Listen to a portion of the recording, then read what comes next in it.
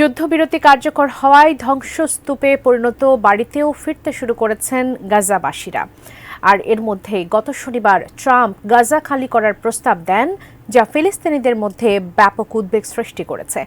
ফিলিস্তিনিদের আশ্রয়হীন করার ট্রাম্পের এই পরিকল্পনার বিরুদ্ধে ঐক্যবদ্ধ অবস্থান প্রকাশ করেছে আরব পররাষ্ট্রমন্ত্রীরা। বিস্তারিত শিহাব ইসলামের প্রতিবেদনে। যুক্তরাষ্ট্রের নবনির্বাচিত প্রেসিডেন্ট ডোনাল্ড ট্রাম্প শপথ গ্রহণের আগেই গাজায় যুদ্ধবিরতি শুরু হয়। গত শনিবার সাংবাদিকদের উদ্দেশ্যে ট্রাম্প বলেন, অবরুদ্ধ গাজা উপত্যকা খালি করার সময় এসে গেছে। তার এমন মন্তব্য ফিলিস্তিনিদের মধ্যে জাতিগত নিধনের আশঙ্কা বৃদ্ধি করছে। গাজা উপত্যকার বাসিন্দাদের সরিয়ে নিতে ট্রাম্পের পরিকল্পনার বিরুদ্ধে ঐক্যবদ্ধ অবস্থান প্রকাশ করেছেন আরব পররাষ্ট্রমন্ত্রীরা।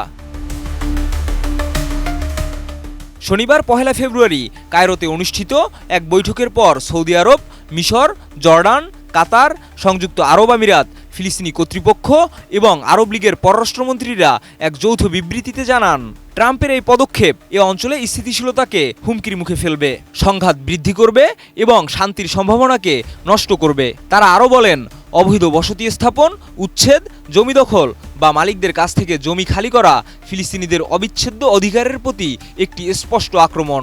তাই তারা যে কোনো পরিস্থিতিতেই এ প্রচেষ্টা প্রত্যাখ্যান করবেন বলে জানিয়েছেন।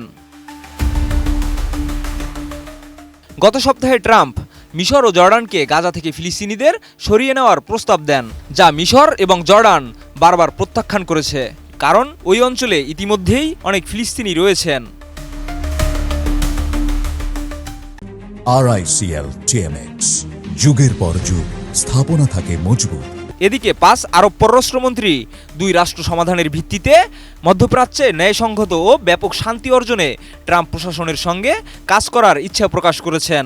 তারা 1967 সালের পূর্ববর্তী সীমান্তের ভিত্তিতে ফিলিস্তিনি রাষ্ট্রসহ দ্বিরাষ্ট্রীয় সমাধান বাস্তবায়নের জন্য আন্তর্জাতিক সম্প্রদায়ের প্রতি আহ্বান জানিয়েছেন। ফিলিস্তিনি সমস্যা সমাধানের জন্য 2025 সালের জুনে সৌদি ফরাসি নেতৃত্বাধীন একটি আন্তর্জাতিক সম্মেলন অনুষ্ঠিত হবে, যা তারা সমর্থন জানিয়েছেন।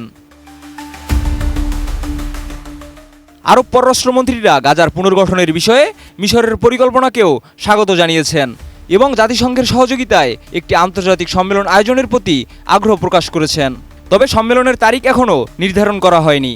তারা গাজা, পশ্চিম তীর এবং পূর্ব জেরুজালেমের পরিচালনায় ফিলিস্তিনি কর্তৃপক্ষের ভূমিকা নিশ্চিত করতে জোর দিয়েছেন এবং গাজার পুনর্গঠন এবং বাস্তুচ্যুত ফিলিস্তিনিদের সহায়তায় বৈশ্বিক সমন্বয়ের আহ্বান জানিয়েছেন।